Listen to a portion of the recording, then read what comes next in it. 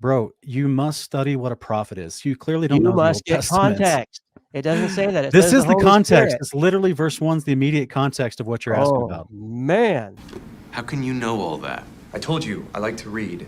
And once I read something, I understand it. And once I understand it, I never forget it.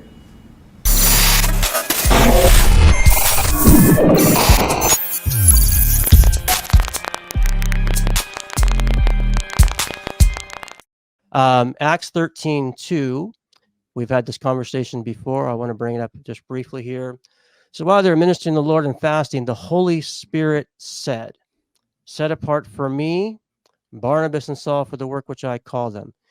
Is this the Holy Spirit, the Spirit of the Father, as some kind of active force, or is this Holy Spirit actually one who is actually personally calling Barnabas and Saul for the work which I have called them and set apart for me?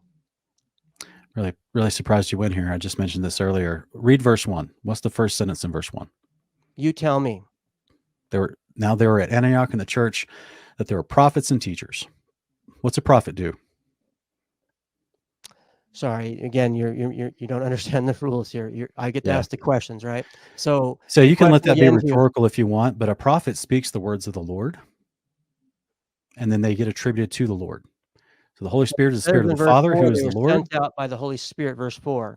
Were they sent out by a prophet, or were they sent out by the Holy Spirit? A prophet is speaking the words of the Spirit from the Father. So which prophet here is speaking? Which prophet? Pick one. It names several of them. No, you pick one, because it doesn't mention any of them.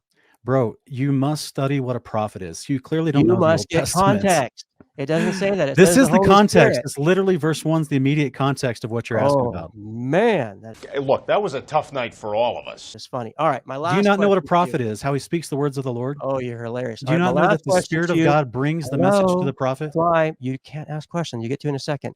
My last question to you is,